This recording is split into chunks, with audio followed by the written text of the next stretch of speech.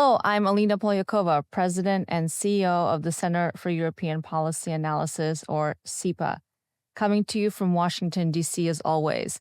And welcome to the CEPA Podcast, where we bring together leaders and experts from both sides of the Atlantic to explore the biggest challenges shaping our world.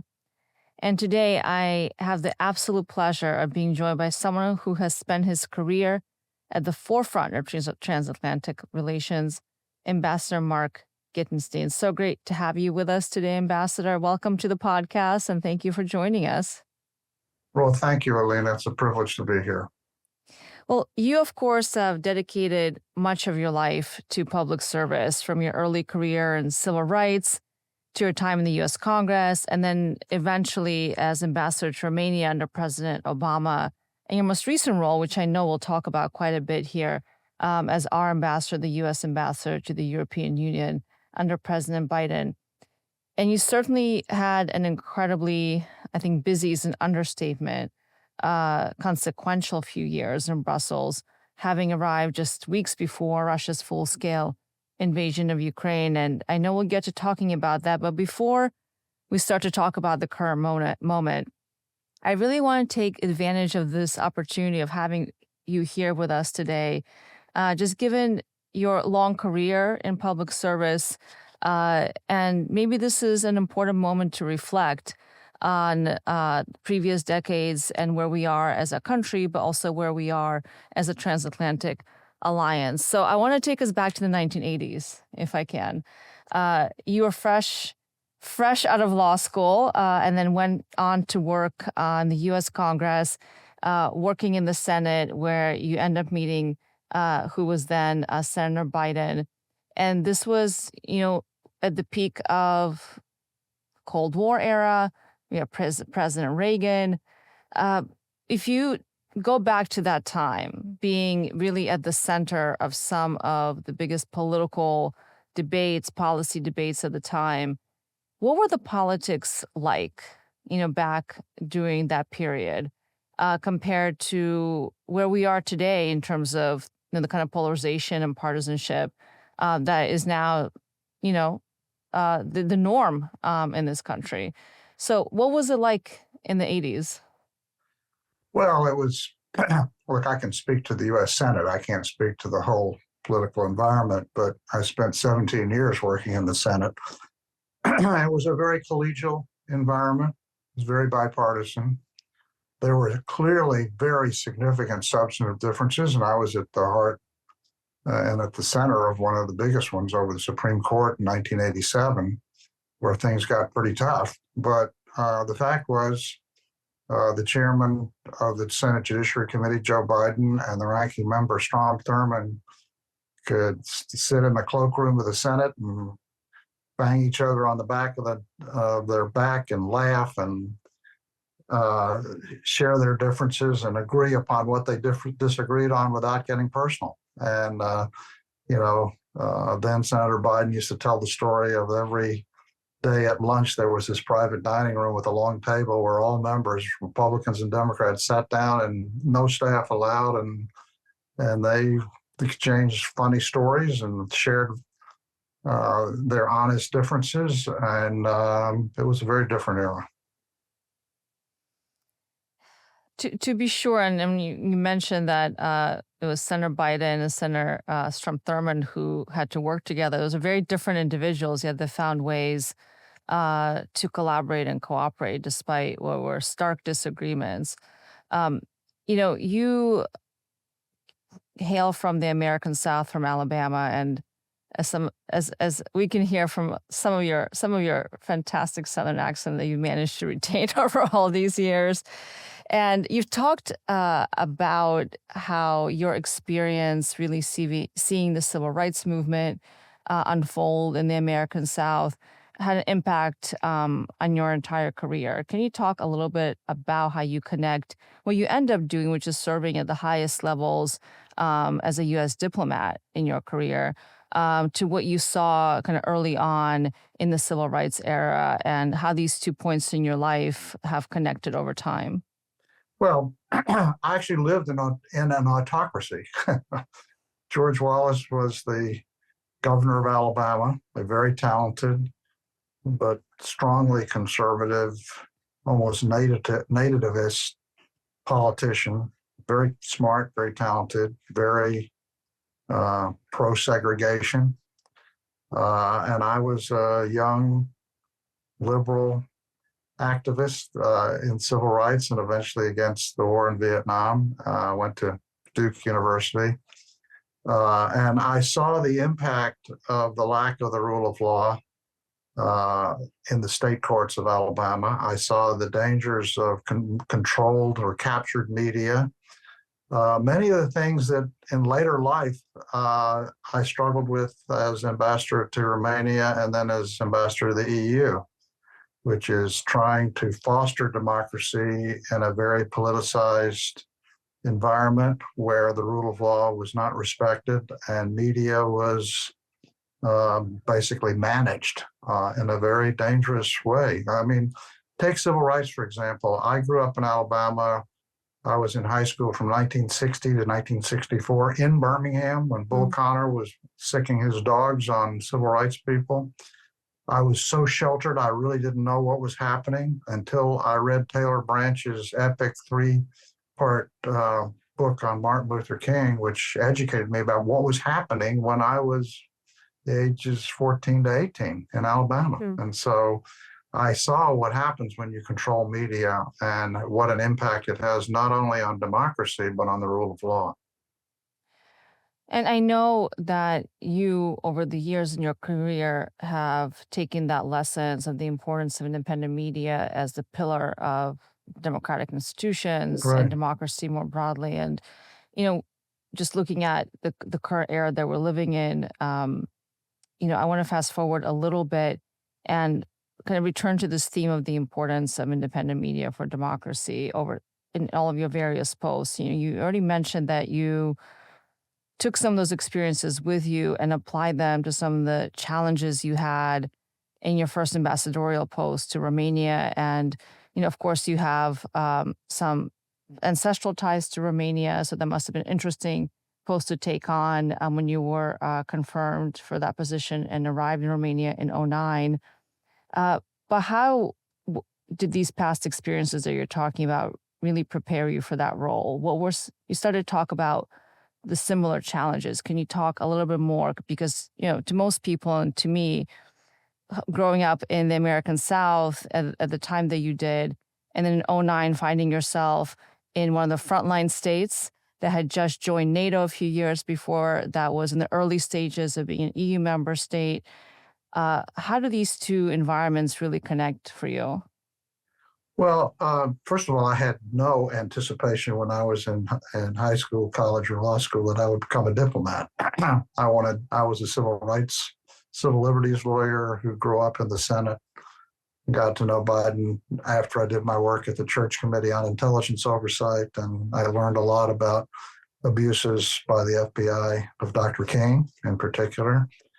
And that's how I got to know Biden. I was actually working at the ACLU when I testified before the then Intelligence Committee with the then Vice President-elect Mondale on the FISA statute. So that's how I got to know Biden. And Biden actually hired me to work on the Intelligence Committee. And although I delved deeply into national security issues, I really focused primarily on the Supreme Court and the court system, et cetera.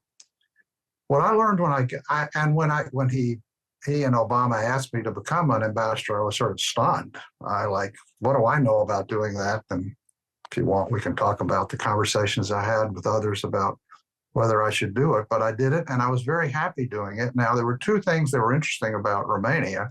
One is I am Romanian. I'm half Romanian and half Moldovan. So those two countries have a very important place in my heart. And secondly, what I learned when I got to Romania and I realized how much time I would be spending on rule of law and democracy and free speech is that my experience growing up in Alabama and my work at the Intelligence Committee and the Judicial Committee was actually quite relevant, although I was not a foreign policy maven. And I remember I used to get in these arguments with Romanians about Romania, for example's relationship with the IMF and the EU as to whether it needed to follow the basic rules of democracy. And I said, well, of course you do. You are now members of the club. You are now members of the European Union. You have to comply with their treaties and their rules. And they made all the arguments you're hearing today. Well, what about our own sovereignty? What about our own democracy? I said, let me tell you a story. I grew up in Alabama. I watched George Wallace make exactly these arguments to John Kennedy as president of the United States when it related to civil rights. And what Kennedy's answer was, just in colloquial terms, was, you're a member of the club. You're part of the United States of America now. You're subject to the U.S. Constitution. You've got to follow those rules. We fought a civil war over this. That applies to Europe just as much as it applies to the United States. The only difference is we have 50 member states, they have 27. But they're both they're both federated systems. They have to comply with the rules. And if they want to be part of the system, they have to comply with those rules, as uncomfortable as they are. And sovereignty goes just so far, those arguments. And so that experience was enlightening to me as I looked at the problems that Romania was facing then and is facing now with respect to the European Union. It's the reason I wanted to be ambassador to the EU. Anyhow, I don't know if that answers your question, but that's how I feel about this. No, it does. And I think it's interesting to hear you talk about how you weren't a foreign policy maven, as you said, before you took on the role of being the U.S. ambassador to Romania. And one of the interesting things you end up doing during your tenure as ambassador is negotiating what becomes an anchor for European security and U.S. engagement in NATO's eastern flank, which was the agreement that was negotiated and completed in 2011 during your time to have U.S. missile defense systems positioned in Romania as part of our overall commitment to Europe's defense. You've talked in the past about that being a really important moment and something that you were, I think, proud of during your time. Of course, can't ignore the fact that we're facing a huge threat to European security, in particular to the eastern flank from Russia's invasion of Ukraine. At the time when you were in those negotiations, we didn't have a war. We didn't think that Russia was going to be an aggressor state. Most people didn't. Maybe some people did. But I think we're still functioning on the assumption that Russia would be, or we hoped it could be, if not a full democracy, but at least a country that would, be part of the club, as you said, be part of the international order and be a value-add player in that international order.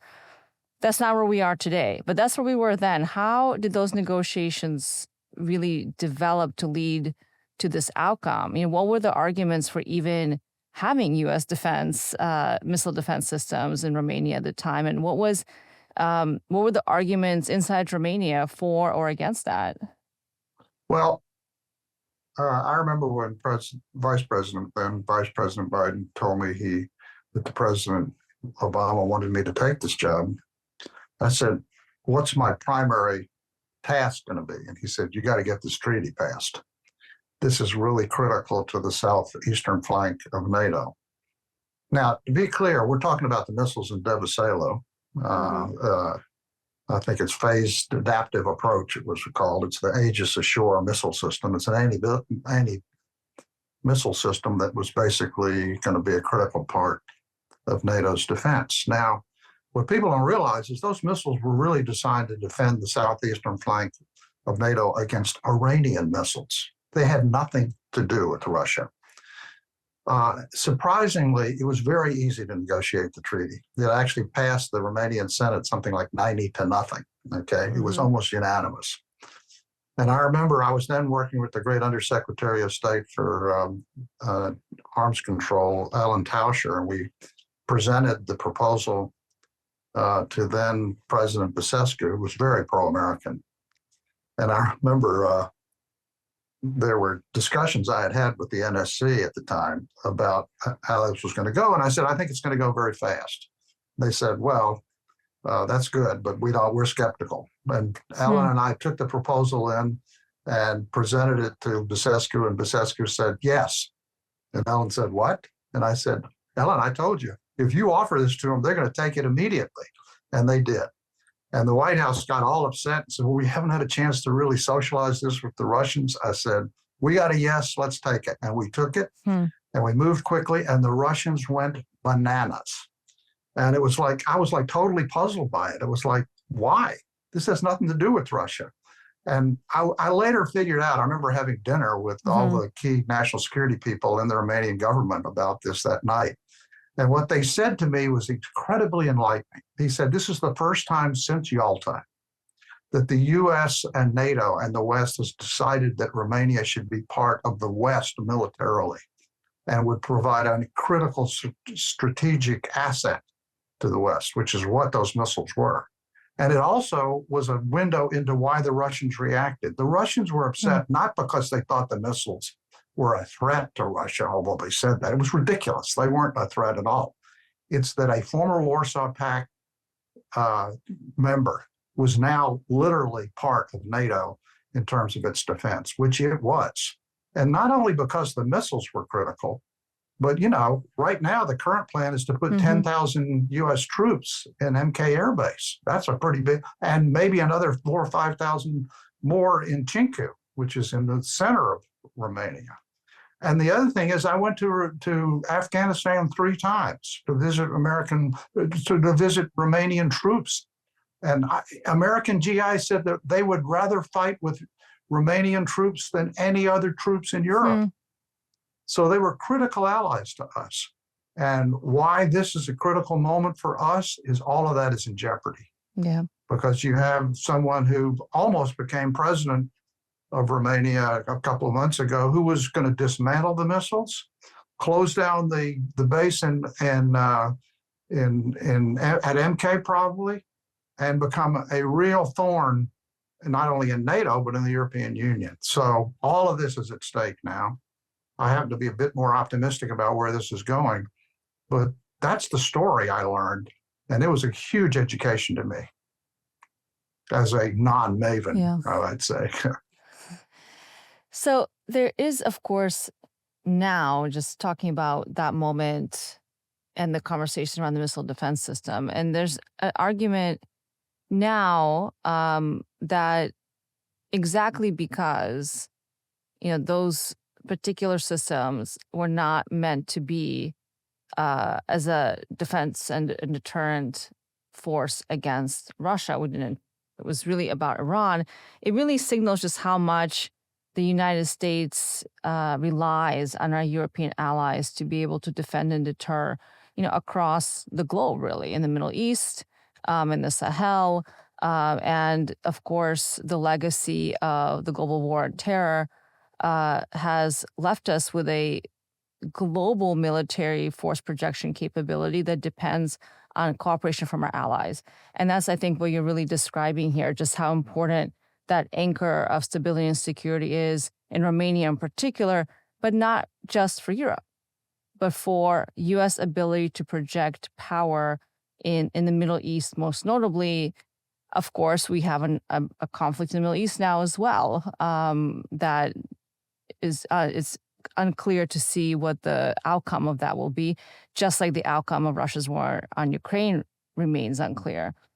So that was a relatively peaceful time back then that you had, I think, the ability to secure this capability for the defense of not just NATO's eastern flank, but for U.S. Forward presence and projection of military strength in other regions. And I do agree that this is all now at risk for a lot of different reasons, and I hope it won't go in that direction. But can you talk maybe a little bit about what would be the consequences if some of these critical defense and security arrangements, particularly in Romania, but perhaps in the eastern flank more broadly, were suddenly disappeared or were cut or were no longer seen as a priority by the United States? Well, let's get back to just the straight up mechanics of NATO and the European Union. A lot of people don't realize this. I didn't even realize it when I went to Brussels. NATO, you know, in the Senate, we have an expression called unanimous consent, which means something doesn't pass unless every member of the Senate votes for it. Okay.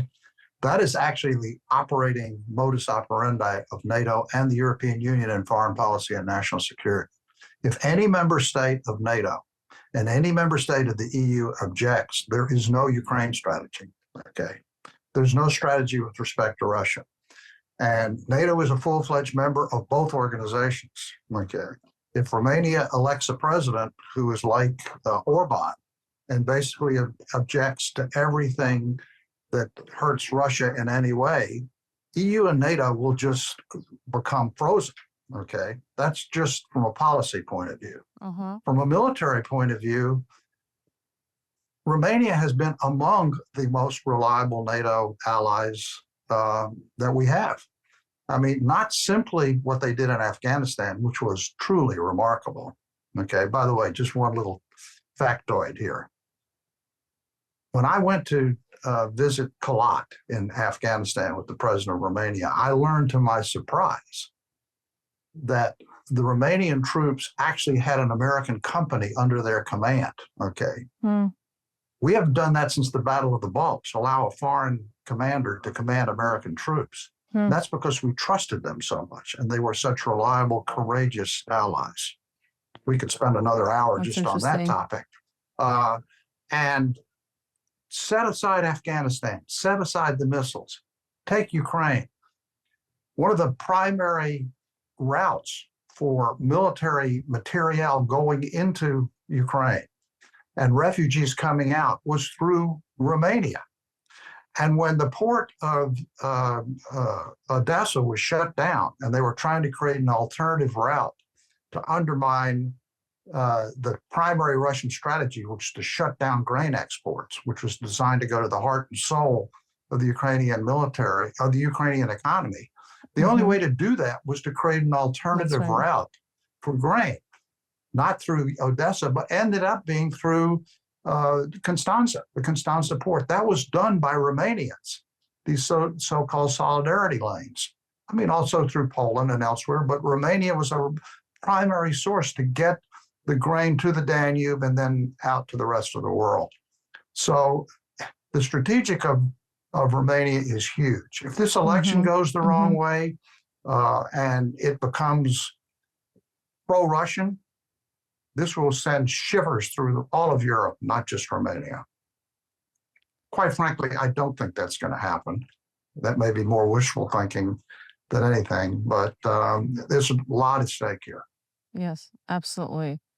And in the elections in Romania coming up in May, so we'll see soon what the outcome of those will be. But, you mentioned the EU a few times, and of course, your tenure in Romania as one of the newest EU member states at that time. Sounds like that was a learning experience in a lot of different ways. And then, if we fast forward from the time you leave Romania and then become U.S. ambassador to the European Union, 10 years passes. And it's again a different moment of the world. And you arrive in Brussels, and literally a month later, the Russian invasion of Ukraine begins. As I remember, we talked before you went out for your post in Brussels, and we talked a lot about, of course, we anticipated the U.S. intelligence was signaling that the invasion was imminent at the time. So it was not necessarily a surprise it was going to happen, but it was certainly still a shock, I would imagine. Can you describe that moment when we got confirmation of the Russian tanks had entered Ukrainian territory and the war had begun? What was the atmosphere like? What were the conversations like with our European allies then? Well, I got there on January 19th. The war started, the 23rd or 24th of February. It wasn't just a little over a month later. I got there on a Monday or Tuesday night. I was in a Civets, a secure video conference that night until 11 o'clock at night with Toria Nuland and, Dilip Singh at the National Security Council and Jake Sullivan, et cetera. And it was, brought home to me graphically how intense this was. Now, also on those calls were the highest ranking people in the European Union, including Bjorn Sievert, who is Ursula von der Leyen's chief of staff, and by the way, a brilliant national security strategist. So we were collaborating in great detail on how to build an economic statecraft strategy going forward in terms of using our economic power on both sides of the Atlantic to hold the Russians accountable should they invade. Now, I'll tell you a funny story about that period. There was a lot of disagreement among Europeans at that time because they didn't believe our intelligence. And they thought, that we were just making this up and that the Russians, I think they were thinking back to the weapons of mass destruction in Iraq where we had wrong data and they were acting on that. And they kept throwing this back in our face. And we said, no, this is different. This is real. This is going to happen.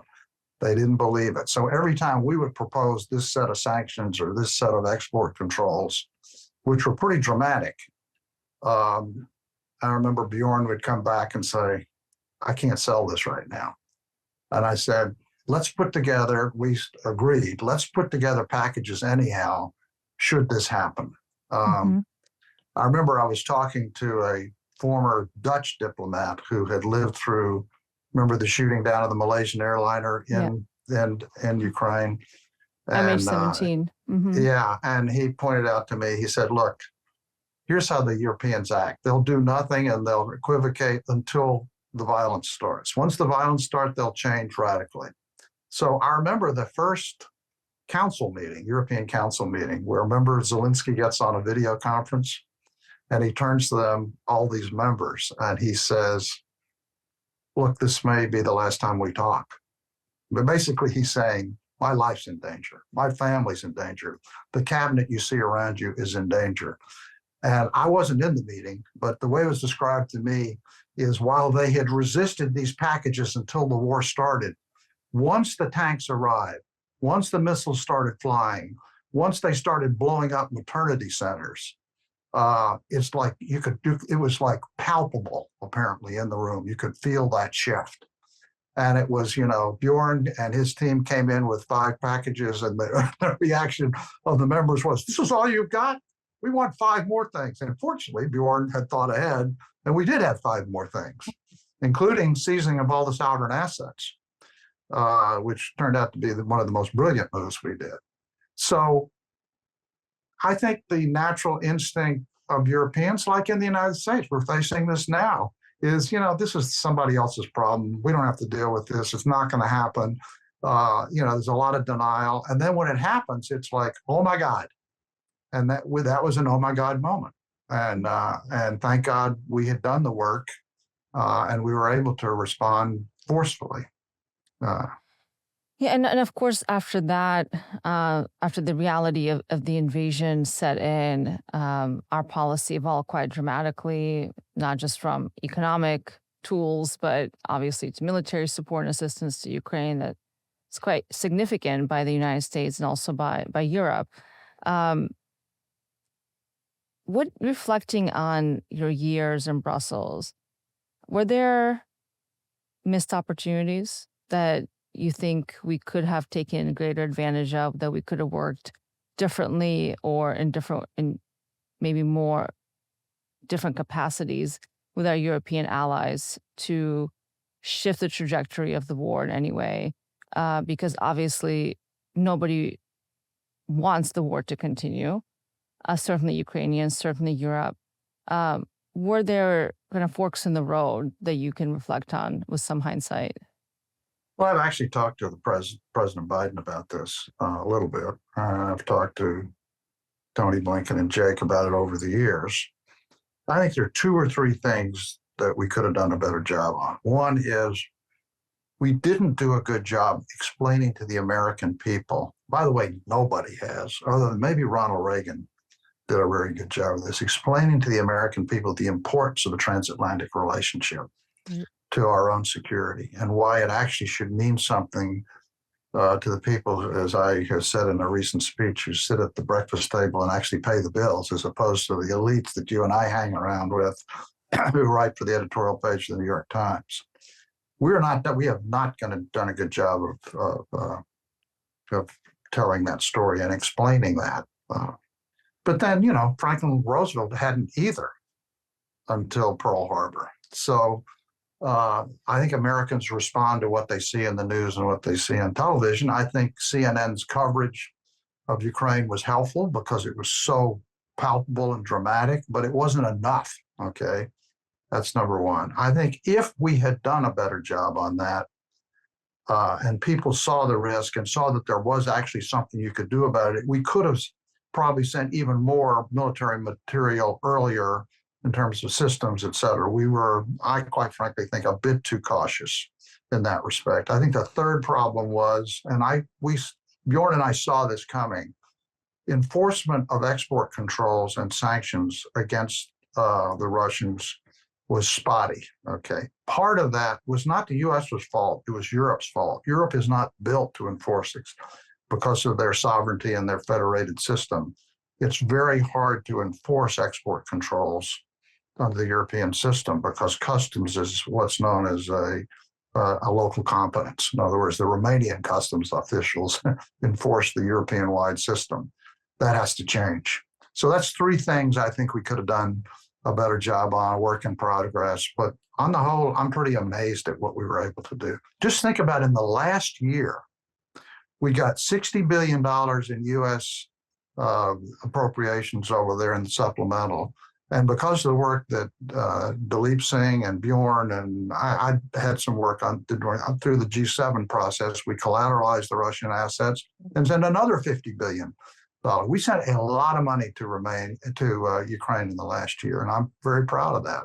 It's probably what's keeping the Ukrainians going right now. Yeah. Listen, we have built in Ukraine. It is the largest army in Europe right now. Yes. That's it for this episode of the CEPA podcast.